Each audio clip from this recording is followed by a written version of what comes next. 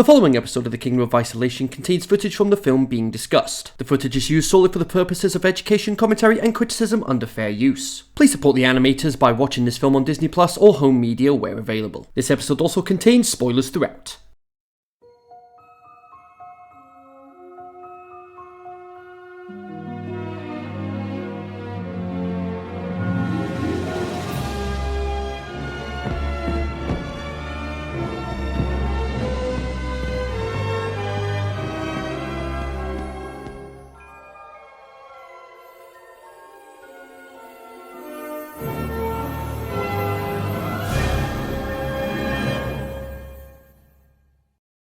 Hello, my fellow Disney fans, and welcome to the Kingdom of Isolation, where in times of trouble, why not celebrate the magic of Disney? And today, we're going to be turning our attention to The Little Mermaid 2 Return to the Sea, released direct-to-video in the fall of 2000 in North America and the spring of 2001 here in the UK. This is a sequel that continues the enchanting legacy begun by the beloved classic from 1989. But before we plunge into the sequel, let's take a moment to remember what made the original Little Mermaid film so unforgettable. Released in 1989, The Little Mermaid marked a turning point for Disney animation, ushering what is now known as the Disney Renaissance. Based on Hans Christian Andersen's fairy tale, the film follows the story of Ariel, a spirited and curious young mermaid princess who yearns to break free from her underwater world and experience life on land. Ariel's fascination with humans leads to her striking a dangerous bargain with the cunning sea witch Ursula, trading her beautiful voice for a pair of legs. The stakes are high. Ariel must win the love of Prince Eric without her voice, or risk losing her soul forever.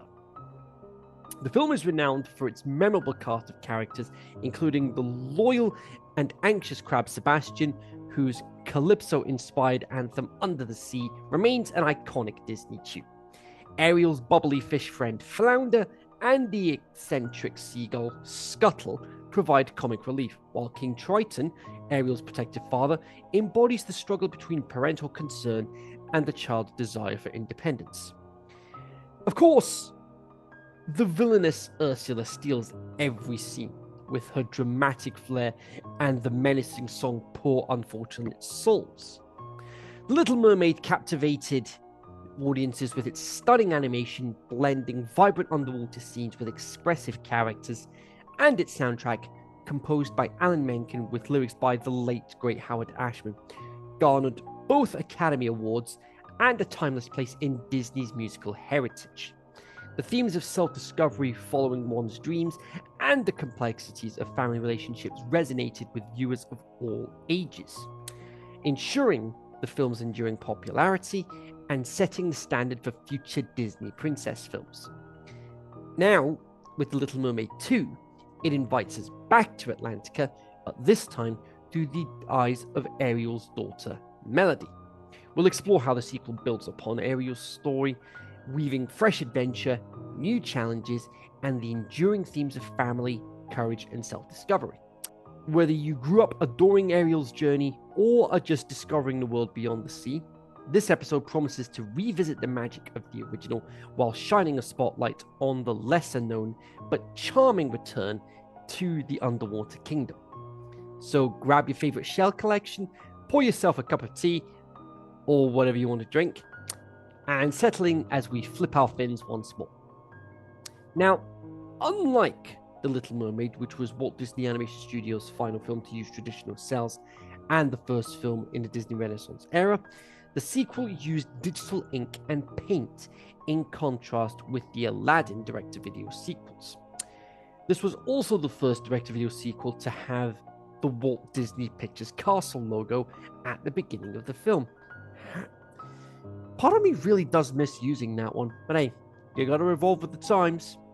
The sequel contains a number of visual references to Little Mermaid, which has been dubbed by the Disney Channel as double takes. Among these references are a similar opening shot featuring a flying seagull. The shot of Melody shooting to the surface after searching for shells is exactly the same as the shot of Ariel's resurfacing after she was transformed into a human by Ursula. Melody sinking to the bottom of the cave where the locket lies, similar to shots of Ariel while singing Part of Your World. Sebastian unintentionally reminds Melody about her party, the same way Scuttle unintentionally reminded Ariel about her concert. While Louis chases Sebastian, Sebastian hides under a piece of lettuce, just as he did in The Little Mermaid. Melody doing a backflip through the water while singing For a Moment, which is the exact same movement Ariel did while singing Part of Your World. When Morgana tells Melody to enjoy those fins, ... while you can, the screen fades to black while her eyes stay their original white, and her tentacles tap each other. This was also done in The Little Mermaid when Ursula says she may be the key to Triton's undoing. Melody pushes Dash out of the hole, almost too small for him to go through, which is what Ariel does to Flounder during the shipwreck scene in the first movie. Scuttle torments Morgana to help Ariel escape the same way he did to Vanessa to help Ariel reach the wedding boat in time. When the sun sets, Melody turns back to a human. In The Little Mermaid, Ariel turned back into a mermaid when the sun set. For unexplained reasons, Christopher Daniel Barnes did not reprise his role as Prince Eric for his film. Whew!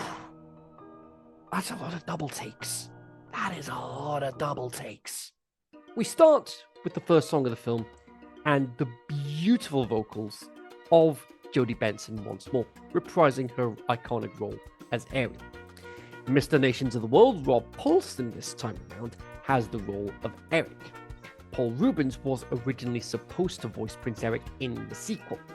Although he recorded all his lines, when Disney brought Rob Paulsen, all recordings made by Rubens went unused and new recordings by Paulsen were used instead. But back to the first song, Down to the Sea. The songs are written this time around by Michael and Patty Silvershire, who have worked on a number of Disney projects previously, including The Adventures of the Gummy Bears, Tailspin, DuckTales, Chip 'n Dale Rescue Rangers, Return of Jafar, top right of your screens, and a handful of songs for the Little Mermaid Disney TV series, which is on Disney+. Apart from the first episode, The Whale of a Tale, interestingly.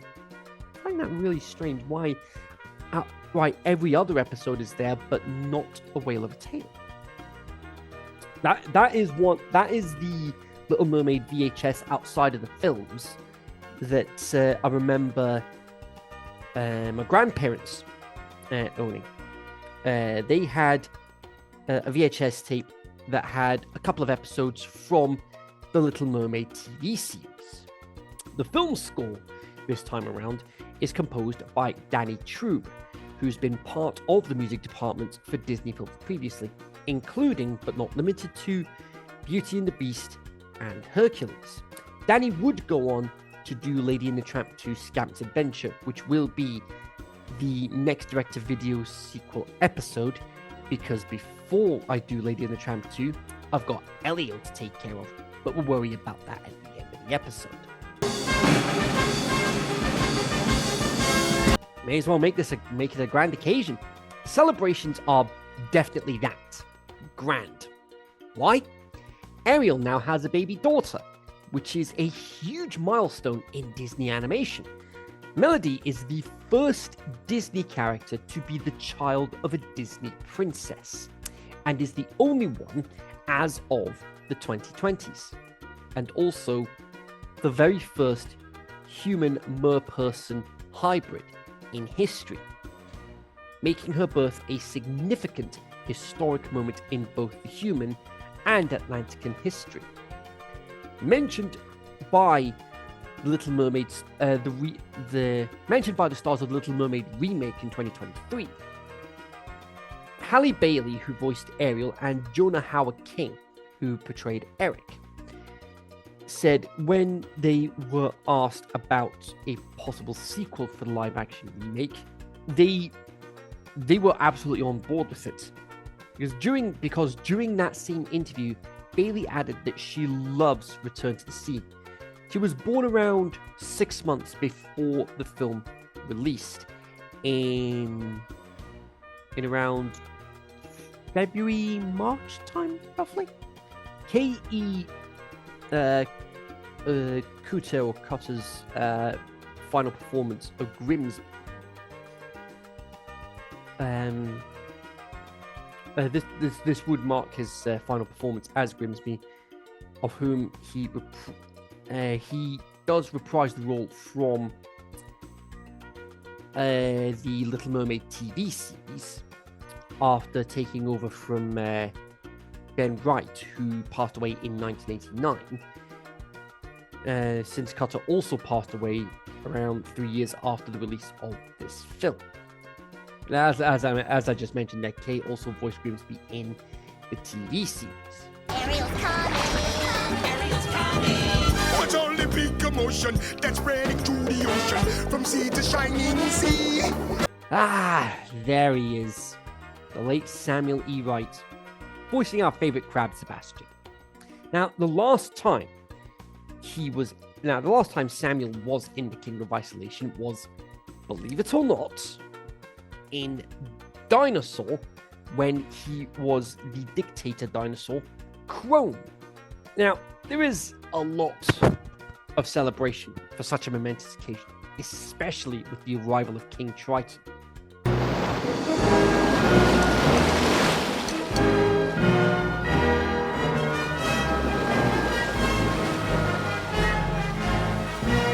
Now, this is one of the biggest things I love about this film. How great the music is. And I'm not just saying that through rose-tinted glasses. Genuinely, listen to that part of the song, and you tell me it doesn't sound grand. And can we also just take a moment to acknowledge how cute Baby Melody is? Just as an excuse to use that. Now, Triton is, of course, voiced again by Kenneth Mars, reprising his role from the original film and also in the TV series. Another prolific role he has is Grandpa Longneck in the Land Before Time franchise. Anybody want me to cover those films at some point? Let me know in the comments. Now, Triton gives Melody a locket that plays a lullaby version of Down to the Sea. Visually, it does look beautiful, but I will say this regarding the animation as a whole. It looks so much better here compared to some of the previous films we've covered so far. Again, direct-to-video sequel, but look, that being said, it does, however, have a small downgrade compared to the original. But again, it's a direct-to-video sequel, it's Disney Toon Studios, they're not going to have as big a budget, it's to be expected. But the way Triton's eyes light up is just very wholesome to me.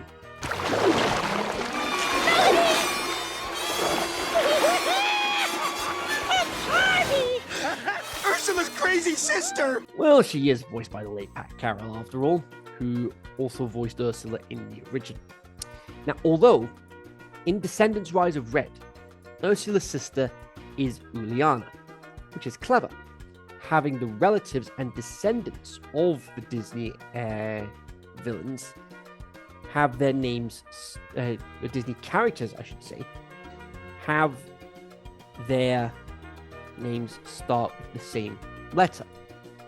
Mal for Maleficent, Evie for the Evil Queen, J for Jafar, and Carlos for Cruella. Miss you every day, Cameron boys.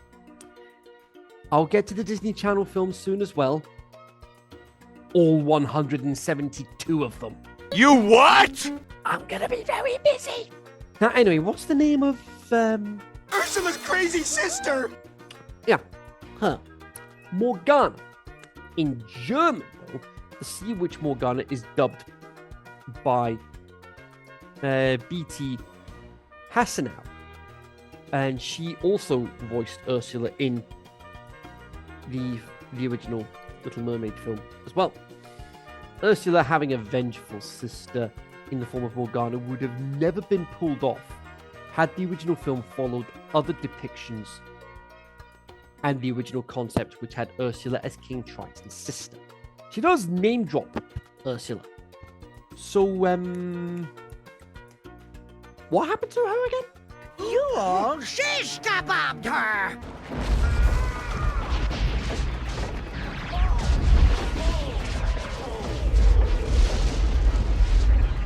Yeah, I guess that counts as shish kebabbing her. She then brings in Undertow, a bit of an on-the-nose name, if you ask me. At least he is voiced by Mr. Krabs himself, Clancy Brown, with a resume that includes Shawshank Redemption, the Nightmare on Elm Street remake, Warcraft, John Wick Chapter 4, the role of the Granter of Wishes in the Snow White TV movie that also has Warwick Davis as one of the dwarfs, Sheriff Corbin in Sleepy Hollow, appearances in Daredevil, The Punisher, The Crown, The Mandalorian, Thor Ragnarok, and The Lady and the Tramp remake. An endless number of voice roles that is topped off with Dr. Neo Cortex from the almighty Cash Banuka! Just for the Cat Icarus fans out there, also known as Crash Bandicoot. I will need to do an extensive rundown of his career at some point because he has enough Disney roles under his belt to be considered a Disney legend, even if he doesn't officially have the title yet. Undertow, by the way, is a shark. I get the trident, avenge poor unfortunate Ursula, and gain all the powers of the ocean! And it's not even 10 o'clock. Now that's an oddly specific thing to bring up. Credit where it's due on the animation front, with the sky and clouds being the same color palette as Morgana. Triton uses his trident to turn Undertow into, his words, an anchovy. While Eric saves Melody and Morgana escapes, vanishing without a trace. This causes Ariel to take drastic measures and prevent Melody from going into the sea. Neither will I. You what? Yeah, even Ariel decides not to go into the water again. She gives Triton the locket with some heartbreaking words. This is the only way. Melody can't know about merpeople or Atlantica, or even you, Daddy. And it stays this way for 12 years. That being said, just like in the first film, Sebastian is tasked with watching over Ariel and Melody. The music here is really somber and heartbreaking as well. We fast forward those 12 years, and the kingdom is gathering to celebrate Melody's birthday. But where is she? We'll get to that shortly. We see the return of Scuttle, voiced again by the late Buddy Hackett, who passed away in 2003, making this his final film role. We also see the return of our favourite chef-hating crab, Louis, voiced again by the late Renee Auberjonois, best known for Deep Space Nine for our Trekkies out there. Yes, sir, a real swanky soiree, as they say. There's just one thing missing. The guest of honor! Yeah, look, yes, Scuttle, that's literally what I just said. Where is Melody? Turns out, she's in the sea, swimming away happily. Sebastian complains about being too old to be watching over teenagers, despite Melody only being 12 years old. She is voiced by Tara Charendoff, better known these days as Tara Strong.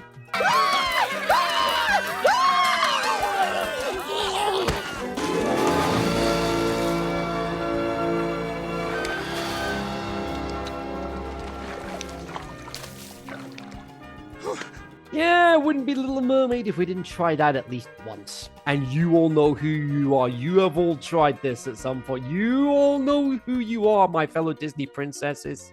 Now, where do we begin with Tara's insane resume?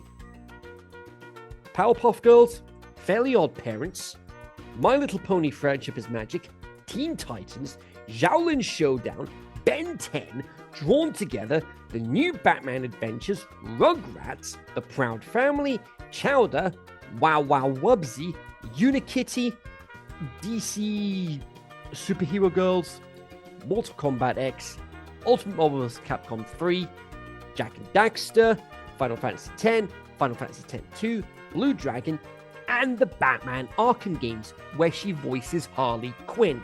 Now, I'd be here all day with all the roles that she's had. That's how extensive her filmography is.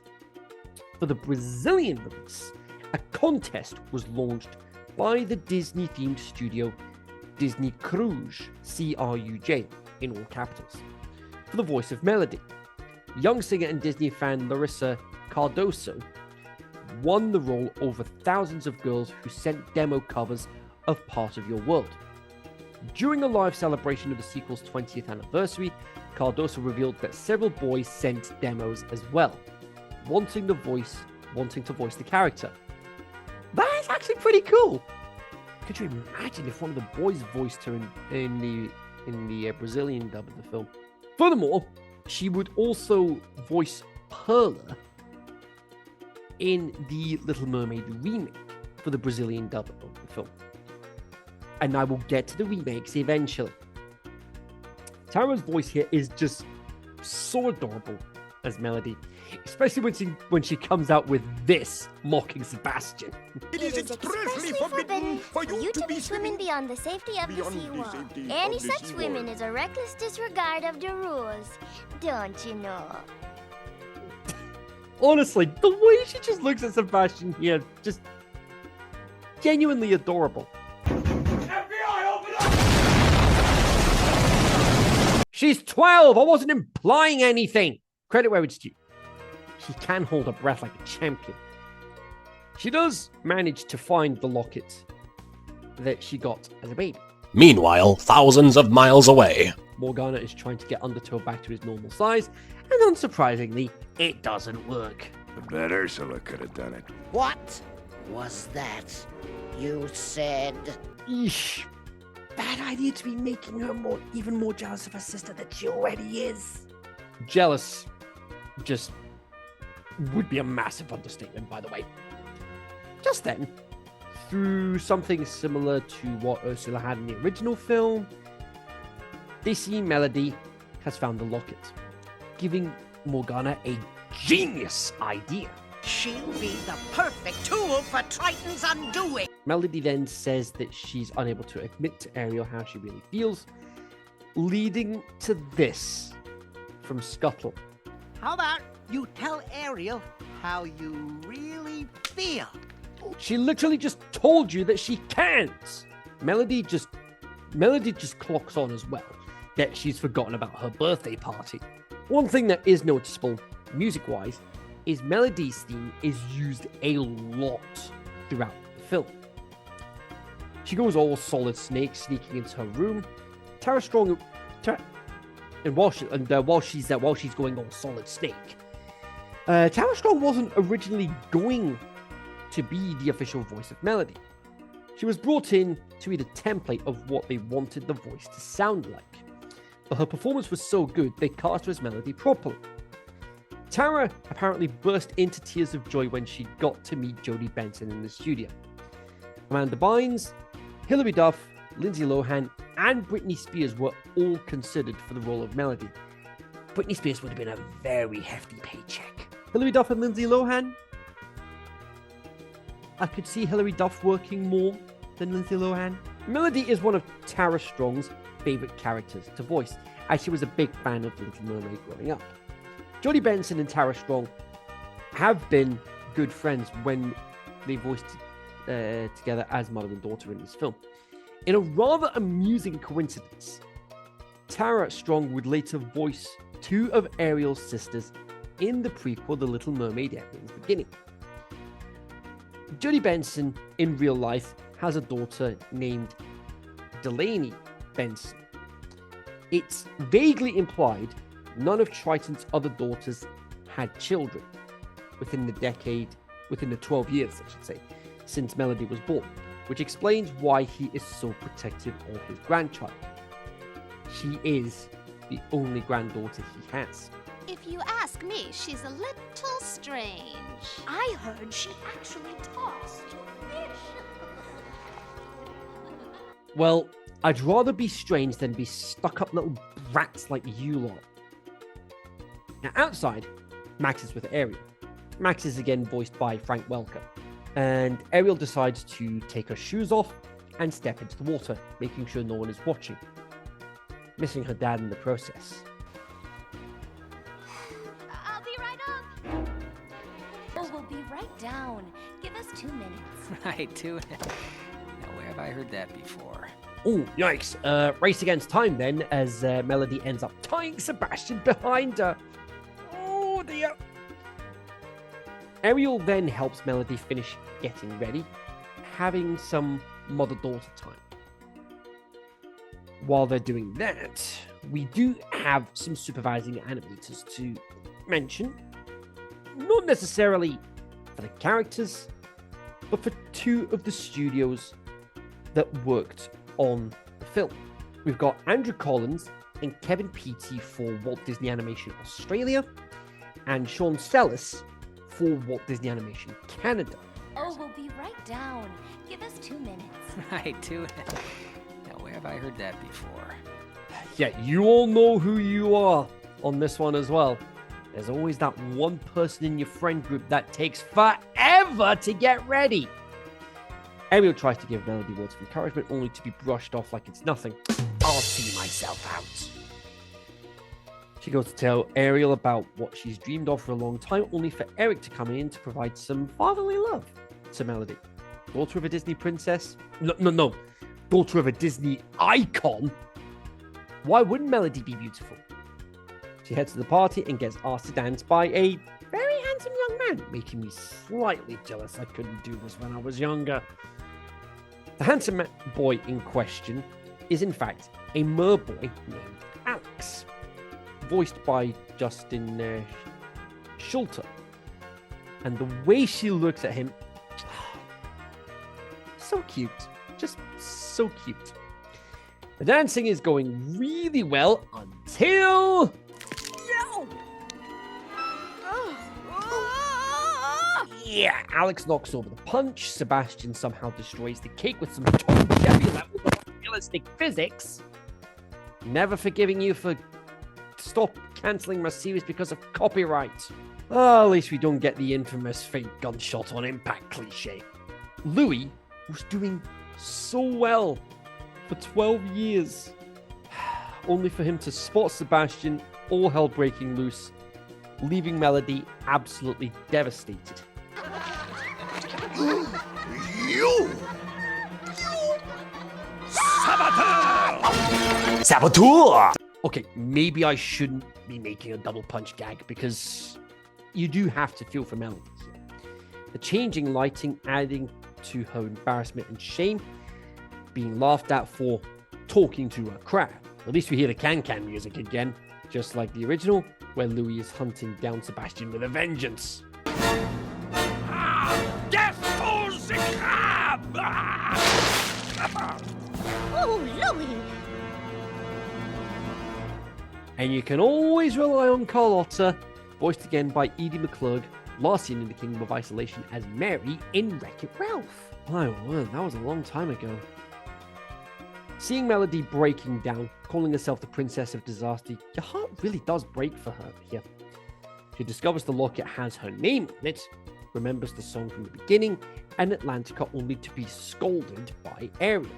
You deliberately disobeyed me. I never want you going out there again. Do you hear me? It's dangerous in the sea. How'd you know? You've never even been in it. And that's what happens when you keep secrets from your family, especially your children. She grabs the locket and runs away, filling Ariel with instant regret. And then one day, boom! I sound like Caruso. And these whoppers pop out. And I'll take a Whopper, Whopper, Whopper, Whopper, Junior, Double, Triple, Whopper. with fries to go. Undertow heads to go and get Melody, along with Cloak and Dagger. Interesting names for the manta rays. Very interesting name choices. They are both voiced by D. Bradley Baker. Now, much like Tara Strong, D has an extensive resume. So here goes. Adventure Time, American Dad, Avatar The Last Airbender, Ben 10, Codename Kids Next Door, also in Fairly Odd Parents, Gravity Falls, Handy Manny, Jungle Junction, Miles from Tomorrowland, Milo Murphy's Law, Muppet Babies, My Friends Tigger and Pooh, Phineas and Ferb, brought to you by Doofenshmirtz Evil Incorporated, SpongeBob SquarePants, Steven Universe, The 7D, The Legend of Korra, Julie, do the thing. Legend of the Temple, Shot Till You Drop, Space Jam, Box Trolls, Star Wars, Halo, Gears of War, Beautiful Joe, Destiny, Overwatch, and Portal 2.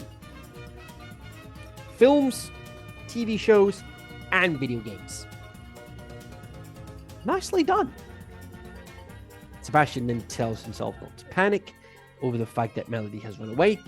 3 guesses what happens next. You absolutely, positively must not panic. Melody! Ah! Melody's gone! Melody's gone! Yep, completely panics, blames himself, and we all get a smart piece of editing here as well that cuts from Ariel, Eric, and Sebastian wondering where Melody is going, to Undertow. What do you mean? Oh, where could she be going? To Morgana's. Clever villain scheme begins as he plays nice to help Melody, taking her to Morgana. Now, throughout the times during the Antarctica setting, no human would be able to survive the cold climate without the proper article of clothing, which is where we end up. Villain scheme part 2 begins, and we see Morgana playing nice, relating to having a mother who just doesn't understand. Dear child, did you ever consider that it has your name on it? Because it has your destiny in it? Now, Morgana has a bottle of Ursula's magic. Roll with it. She uses it to turn Melody into a mermaid. Bearing in mind, sea witch magic doesn't function properly for transformations as the trident does, it remains unknown if Melody would have had a pink tail as a mermaid naturally, or a different color. Maybe the red ties into Ariel's hair color? Filled with joy and delight, she proclaims words loud and proud. Undertow, meanwhile, absolutely livid. Back on land, Triton turns Ariel back into a mermaid as the search for Melody begins, all while we get a little sprinkle of Part of Your World. Melody then gives us the next song in the film, For a Moment, and the lyric choices feel a bit off. But at least we get this. This does show some elements that were used previously in Part of Your World, which does cause 1 or 2 problems in terms of recycled animation. But these are the double takes that we mentioned earlier. Another plus I will give is, my word, Tara can sing. Melody heads back to Morgana, only to be told that there wasn't enough potion to make the transformation permanent. Is there a way to stay a mermaid? No, I'm afraid there's absolutely no possible way. Well, there is one way. Anyone got a cliche bingo card on them? Because I think we're close to I think we're close to a line or two here. Morgana sets a task for Melody to get Triton's trident. Try saying that 3 times fast. Requiring her to go to Atlantica. So off she goes. Enjoy those fins while you can. Screen fades to black apart from the eyes and not so subtle foreshadowing. That's just giving us our 2 lines. The mat gets broken and we have a penguin trying to save her baby. Tress MacNeille is uncredited for the role of the mother, and we also get introduced to Titanic Tip and his trusty sidekick there. Voiced by Max Casella and the late Stephen Thirst, respectively. Max is best known for Tulsa King, while Stephen was part of Babylon 5 and Buzz Lightyear of Star Command. Why is it not on Disney Plus? Tress, meanwhile, Simpsons, Futurama, Animaniacs, Disenchanted, Mickey Mouse Funhouse, Mickey Mouse Clubhouse, the current voice of Daisy Duck and has portrayed the role in the Kingdom Hearts series since the beginning. Oh no! Not them. That reaction says all you need to know. Because yes, this is the comic relief, and we're inspired by Timon and Pumbaa, which is already a disrespect to Lion King John. Not that one. That one. They try to rescue the baby, and... The shark?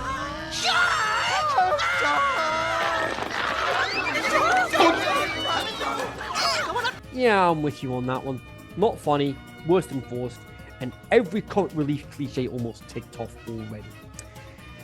Just one or two cliches left, and we've got ourselves a full house on our cliche bingo card. Plus, a Jaws theme knockoff in the music department. Just leave the Jaws theme to John Williams. Another plan perfectly executed. Comic relief get berated along with being called zeros. Yeah, I guess we have a full house here.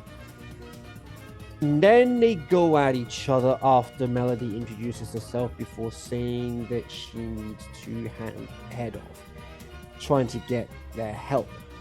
Now she's gonna leave, and it's all your fault. My fault? Yep, there's your full house. Comic relief duo at each other's throats. Tip and Dash see Melody's quest as a chance to become heroes, leading to the next song, Tip and Dash. Yes, that is the name of the song. But at least it's a fun listen. The music sounding like a grand adventure is about to begin. Small side notes. Does anyone mishear Melody as Melanie? I used to do that all the time as a kid. Meanwhile, thousands of miles away. Ariel reunites with Flounder, voiced by Cam Clark, who also voiced Liquid Snake in Metal Gear Solid in 1998. Kaneda in Akira, and Leonardo as well as Rocksteady in the original Teenage Mutant Ninja Turtle series. Flounder, I really need your help. Wild seahorses couldn't stop me. Oh, and there's a call. Oh, that's cute. That's a callback to the Stormy the Wild Seahorse episode of the TV series. Melody bumps into Alex from earlier before quickly swimming away to get Trident at the expense of losing her necklace. Hang her! Hang her! And almost getting spotted in the process. As it turns out, Atlantica wasn't that far from home for Melody. But she still heads back to Morgana to hand her the trident before Ariel stops her temporarily. And to think all this takes place over the course of one day from the moment Melody arrives to meet Morgana. All of this, Ariel, could have been avoided if you just told Melody the truth about her heritage. Ariel also gives Scuttle the job of telling Triton where Morgana's lair is. Couldn't find anyone more competent, I guess. Something else to bring up with Flounder is he sounds a bit nasal. You knew how much I loved the sea. Why did you keep the truth from me? Melody, listen to me. If there was one thing in my life that I could do over, Too late. Morgana now has the trident, and true intentions are now revealed. Which I believe is video game cliche number one. Now that I've revealed I'm the bad guy, I'm going to tell you all the details of my evil plan. I believe it's video game cliche number one. She traps Melody behind a wall of thick ice, with Flounder giving her a friendly reminder that she will no longer be a mermaid soon. Tip and Dash decide to go for broke and try to become heroes, all while the cavalry arrive. So what's it gonna be? A lifetime as worms? Or 2 minutes as heroes? I think you're gonna need a little more than 2 minutes. Hunter goes back to being his full size and starts to chase down Tip and Dash. The sun sets. The mermaid spell wears off, leading to a very terrifying moment that still leaves me feeling a little unsettling to this day.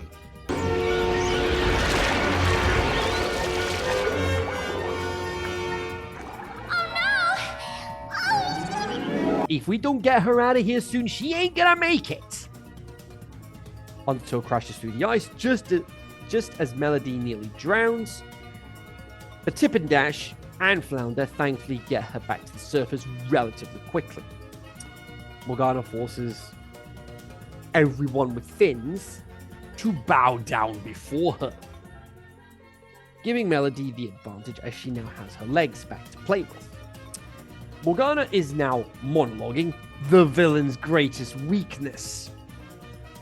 Melody grabs the trident back to give back to Triton, freezing Morgana and sending her back to the bottom of the ocean. There will be no escape for you! Ever!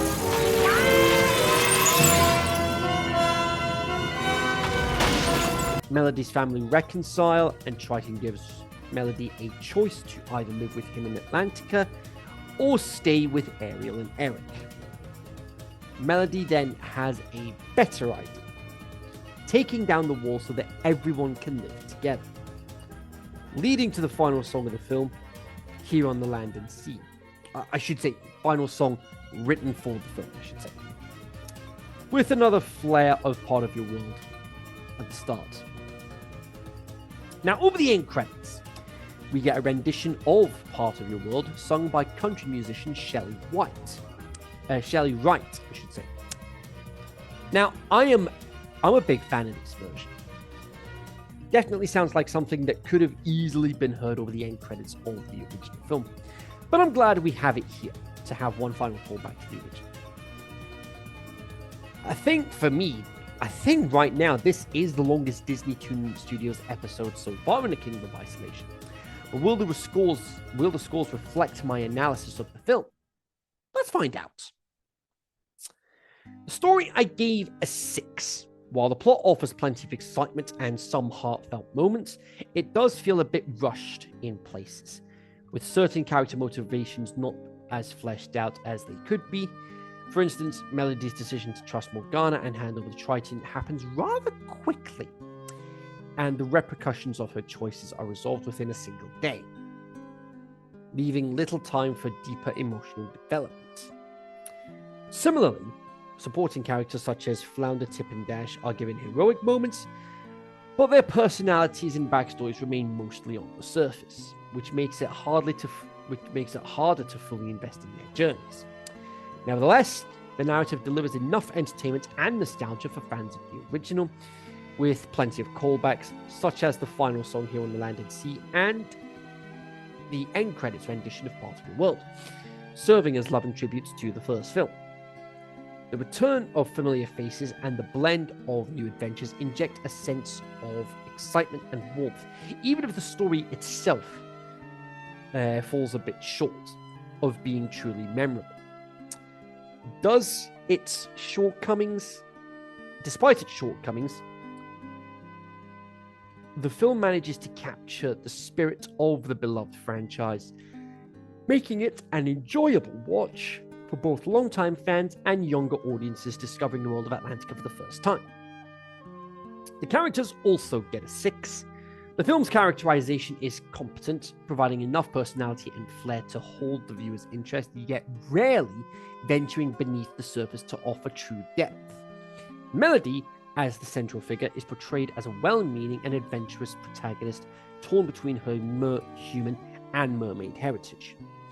While her struggles are relatable and her desire to please both worlds is understandable, her character arc feels somewhat rushed. Key moments, such as her decision to trust Morgana and her quick acceptance of the consequences, unfold quite rapidly, again all within a single day in the film's timeline, which prevents the audience from fully connecting with her internal conflicts and growth.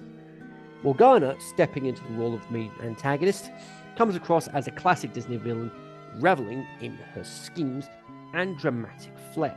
However, she never quite escapes the shadow of her predecessor Ursula. Morgana's motivations and backstory are only briefly touched upon, making her seem more like a plot device than a fully realized character. The lack of nuance in her villainy means she functions well enough in her role, but does not quite leave a lasting impression as a complex or memorable foe. Supporting characters such as Flounder, Tip, and Dash bring moments of comic relief and heroism, but their development remains minimal. Flounder, beloved from the original film, returns as a loyal companion, but is not given much room to evolve. Tip and Dash, while energetic and determined, largely serve as sidekicks, their personalities built on familiar tropes rather than deeper exploration. Their journey towards heroism provides some entertaining moments, yet their backstories and motivations are only lightly sketched, leaving them feeling somewhat underdeveloped. Despite these shortcomings, the ensemble cast adds to the movie's sense of fun and adventure.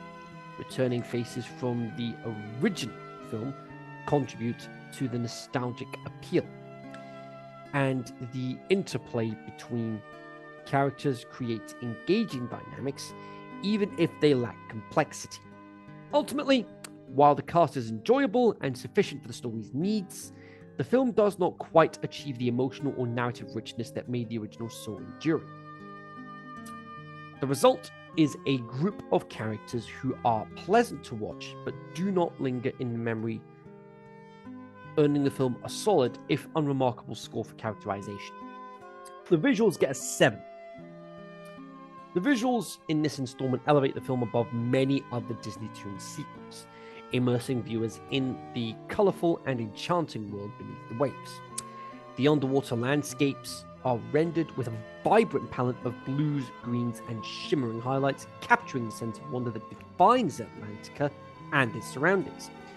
Scenes such as the ice breaking beneath Undertow, the magical transformation sequences, and the climactic confrontation with Morgana utilize dramatic light, dynamic lighting, and expressive animation to heighten drama and excitement. Character designs remain faithful to the beloved figures of the original film, yet introduce subtle updates that help distinguish this sequel with its own artistic endeavor. Melody's expressive features are fluid movements convey her youthful energy, while Morgana's sharp angles and dramatic gestures underscore her villainous persona. The animators demonstrate a clear affection for the source material, delivering several memorable visual moments, especially during musical numbers like Here on the Land and Sea, while soft gradients and whimsical backgrounds lend a dreamlike quality to the animation. Despite these strengths, the film occasionally reveals its more modest production roots. Some crowd scenes and background elements lack the fine detail and lush layering seen in the original feature, with flatter textures and simpler compositions. Animation quality can fluctuate, particularly in the transitional scenes or during busy action sequences, resulting in brief lapses in fluidity or consistency. However, these shortcomings rarely detract from the overall viewing experience, as the film's best sequences are bursting with color, movement, and emotional resonance. The use of light and shadow is particularly effective, whether capturing the golden glow of sunset above ice floes or the eerie pulsating luminescence of Morgana's lair. The animators also make creative use of underwater effects, such as drifting particles, ripping waves to establish a sense of depth and movement unique to the oceanic setting. Ultimately, while the visuals may not reach the intricate artistry of the original Little Mermaid, they succeed in establishing an inviting, magical atmosphere that enhances the film's story and emotional beats. The animation's energy and warmth help bring the characters and their world to life, making the movie an enjoyable visual experience for both returning fans and new audiences. On balance, these efforts earned the film a 7 out of 10 for visuals, commendable, if not quite extraordinary. The soundtrack of this sequel stands as a respectable pillar in the film's overall experience, delicately balancing the nostalgia of the original with the necessity of introducing fresh material. Composed with an ear for uplifting melodies and memorable refrains, the music serves not only as background embellishment, but also as a narrative device that enhances key emotional moments. One of the standout numbers, Here on the Land at Sea, is imbued with a buoyant optimism that echoes the film's message of unity between two worlds. The finale song is not only catchy, but thematically resonant, giving both the characters and the audience a sense of closure and celebration. The reprise of Part of Your World over the end credits, performed by country artist Shelley Wright, is another highlight. While it may not surpass the timeless magic of the original, Wright's rendition provides a heartfelt and refreshing interpretation, offering longtime fans a final callback that feels both familiar and new. However, while the soundtrack contains these memorable moments, not all the songs rise to the same level. Several of the new tracks, though pleasant, tend towards formulaic Disney fare, serviceable in moving the story along, but lacking the lyrical ingenuity or melodic complexity that mark the Alan Menken and Howard Ashman collaborations. These songs sometimes blend into the background instead of standing out as defining set pieces, making them less likely to linger in the viewer's memory after the credits roll. Despite this, the score excels in capturing the whimsical spirit of Atlantica. Instrumental passages are lush and evocative, painting the underwater kingdom with shimmering arpeggios, sweeping strings, and playful woodwinds. The orchestration cleverly weaves motifs from the original film, creating a musical tapestry that feels coherent and emotionally authentic. For instance, the use of harp, celesta, and gentle percussion conjures an atmosphere of aquatic wonder, while dramatic crescendos underline moments of peril or triumph. Vocal performances throughout the film are enthusiastic and sincere. The cast brings energy and warmth to the musical numbers, and even if the material isn't always inspired, the commitment of the performance elevates the overall effect. Supporting characters such as Tip, Dash, and Flounder contribute their own light-hearted touches, adding variety and charm to the soundtrack, even if the songs themselves remain somewhat conventional. Another strength of the soundtrack is its integration with the film's pacing and emotional beats. Musical cues are timed effectively, underscoring moments of tension or relief, and helping to smooth transitions between scenes. The musical direction never overwhelms the narrative, but instead supports it, allowing the songs to serve as anchors in the storytelling. Ultimately, while the soundtrack does not attain the iconic status of its predecessor, it succeeds in its primary goal: to enrich the world of Atlantica and provide a satisfying musical journey for both old fans and new viewers. There is an undeniable charm in its melodies and a heartfelt sincerity in its lyrics, even if originality sometimes gives way to formula. The result is a soundtrack that is enjoyable and fitting, if not groundbreaking, earning a solid 6.5 out of 10. And now, the legacy. From a commercial standpoint, the film sold approximately 6 million units in home video sales, which, while respectable, pales in comparison to the phenomenal box office and home media success of the original film. The original film was released in 1989, not only revitalized Disney animation, but also became a cultural touchstone, with its soundtrack topping charts and merchandise flying off the shelves. By contrast, the sequel's sales figures demonstrate solid, if unspectacular, audience demand, primarily from loyal fans and families rather than a broad multi-generational audience. Critical reception further highlights the disparity between the two installments. The sequel holds a disappointing 20% on Rotten Tomatoes, reflecting its lukewarm legacy and reception. The original, by comparison, is celebrated with near universal acclaim and has maintained a high critical rating, often cited as one of Disney's most beloved and influential works. What was the score that the original Little Mermaid got? 92%. While the sequel's numbers reflect steady interest, they also reveal that it never achieved the widespread praise or iconic status of its predecessor. The film's modest commercial success and poor critical response reinforce its position as a lesser, though not unloved, entry in the series. While it brings moments of joy and nostalgia, largely through direct callbacks to the original's characters, musical themes, and visual style, it ultimately struggles to carve out a lasting legacy of its own. The sequel is heavily reliant on the established magic of the first film, and its inability to introduce truly memorable new elements or characters that means it remains firmly in the shadow of Ariel's debut adventure.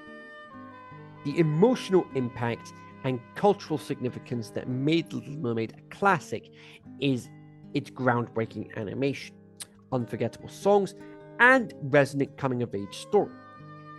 They are only partially echoed here.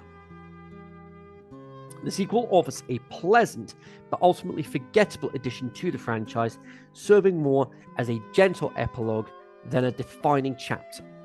For many viewers, the film is enjoyable for its nostalgia but falls short of the original's enduring legacy, earning a modest 4 out of 10 for its own legacy. The score, overall, 59%. When all critical elements are weighed, the characterization, visuals, soundtrack, and overall legacy, the film settles at an overall score of 59%. This number reflects a production that, while pleasant and engaging in parts, does not reach the heights of Disney's most celebrated works. Much of the film's appeal stems from its nostalgic callbacks to the original Little Mermaid. Familiar faces return, and viewers are treated to vibrant underwater scenes and lively musical numbers.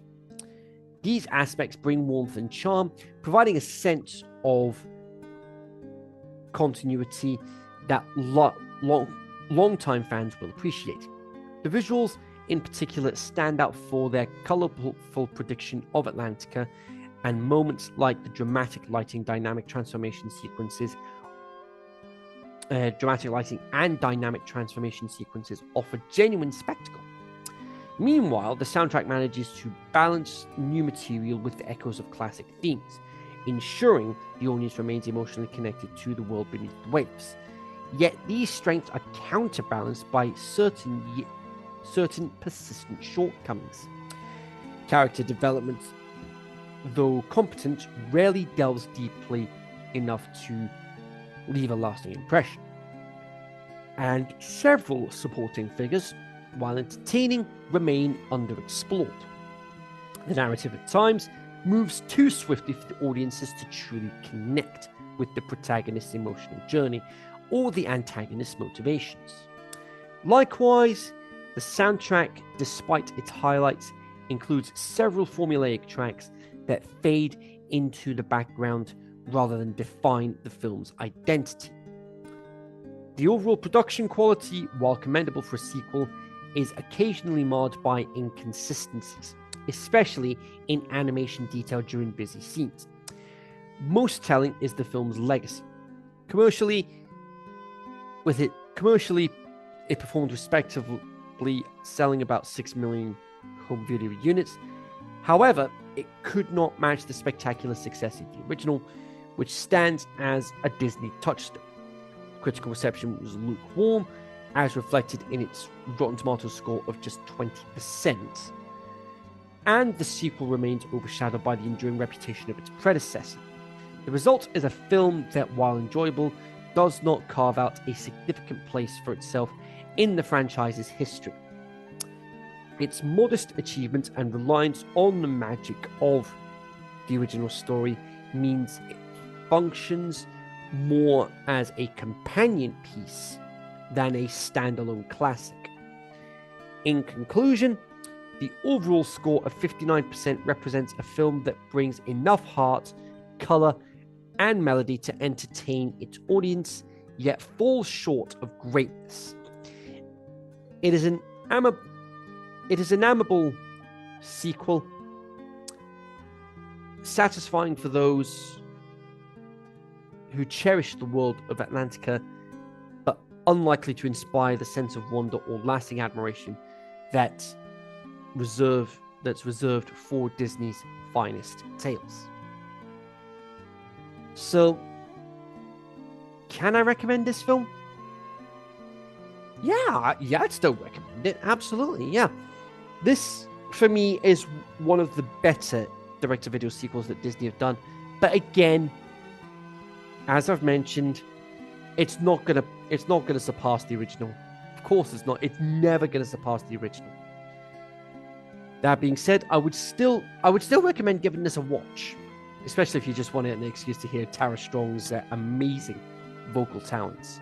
The 59% score puts the film tied with an extremely goofy movie. Did not think I would get an episode that would have the exact same score as the previous episode. 2 episodes running with 59%. But I would personally put The Little Mermaid 2 over an extremely goofy movie. But that means, for the time being, you've still got the original Goofy movie and the Tigger movie at the top of the scoreboard. But we're going to wait until after the next episode to see if Lady and the Tramp 2 has what it takes to surpass the top of the board. In the meantime, that is it for this episode of The Kingdom of Isolation, looking at Little Mermaid 2 Return to the Sea. If you enjoyed this episode, hit the thumbs up.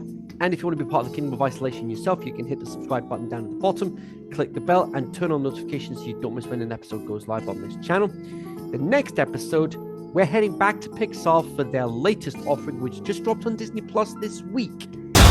Disney Pixar's Elio. But until then, make each moment count, and I will see you guys next time in the Kingdom of Isolation.